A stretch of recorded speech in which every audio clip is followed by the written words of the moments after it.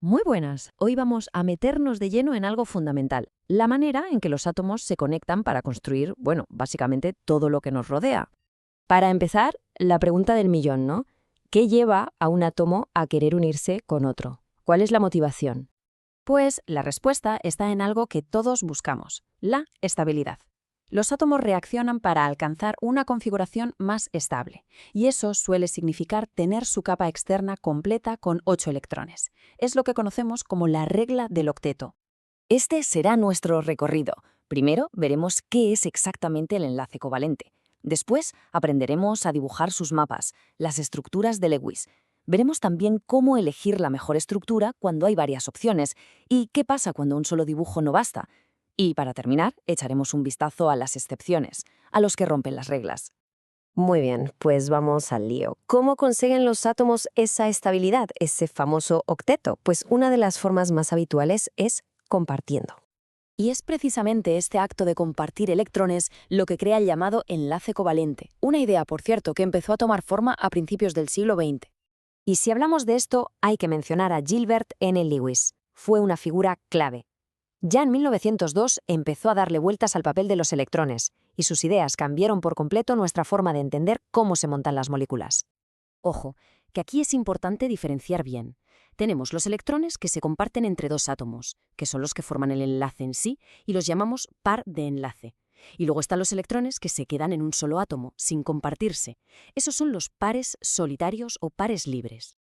Y es que este compartir puede ser de varios tipos. Los átomos pueden compartir un par de electrones, formando un enlace simple. Si comparten dos pares, tenemos un enlace doble. Y si comparten hasta 3 pares, un enlace triple. Y como es lógico, cada uno es más fuerte que el anterior. Vale, todo esto de compartir está muy bien, pero ¿cómo lo vemos? ¿Cómo lo plasmamos en papel? Pues para eso los químicos inventaron una especie de plano molecular. Vamos a ver cómo se dibuja una estructura de Lewis. Y no es tan complicado como parece, ¿eh? Hay un método, unos pasos muy claros que se pueden seguir siempre. Vamos a repasarlos.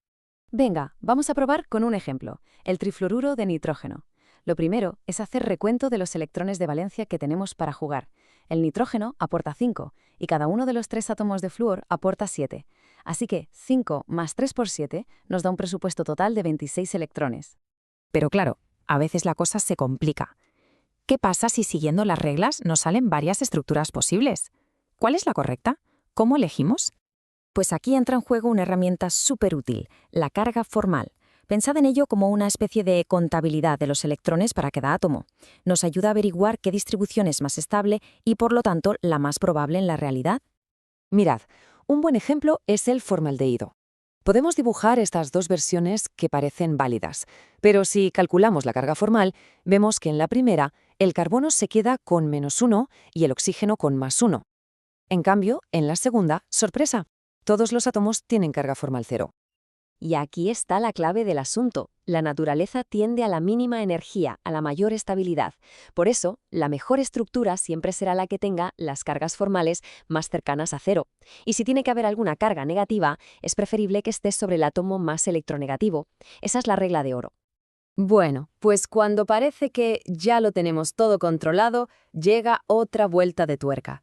¿Qué ocurre cuando una única estructura de Lewis, un solo dibujo, no es capaz de describir bien del todo una molécula? Pues para eso existe el concepto de resonancia. Hay moléculas como el ion carbonato que son en realidad un híbrido, una mezcla. No son ni una estructura ni la otra, sino un promedio de varias posibilidades válidas. Y la prueba la tenemos en los datos experimentales. Si medimos los enlaces en el ion carbonato, vemos que los 3 enlaces carbono-oxígeno son exactamente iguales en longitud. Miden 1,29 angstroms, un valor que está a medio camino entre un enlace simple y uno doble. Esto demuestra que en la realidad es ese híbrido, esa resonancia. Hasta ahora, la regla del octeto ha sido nuestra gran guía, ¿verdad? Y es una herramienta potentísima, pero no es infalible. Es importante saber que existen excepciones, moléculas perfectamente estables que deciden, bueno, romper las reglas. Básicamente, nos encontramos con 3 tipos de rebeldes. Por un lado, moléculas con un octeto incompleto, donde al átomo central le faltan electrones. Luego tenemos las que tienen un número impar de electrones, un caso bastante curioso. Y finalmente, las de octeto expandido, donde el átomo central puede albergar más de 8 electrones a su alrededor.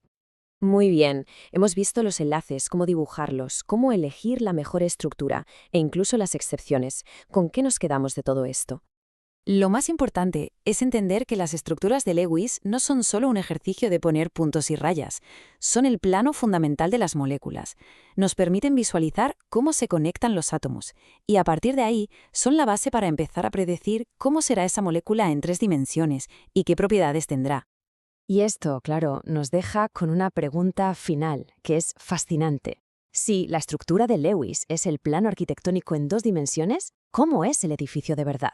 ¿Cuál es la forma real que adopta la molécula en el espacio tridimensional?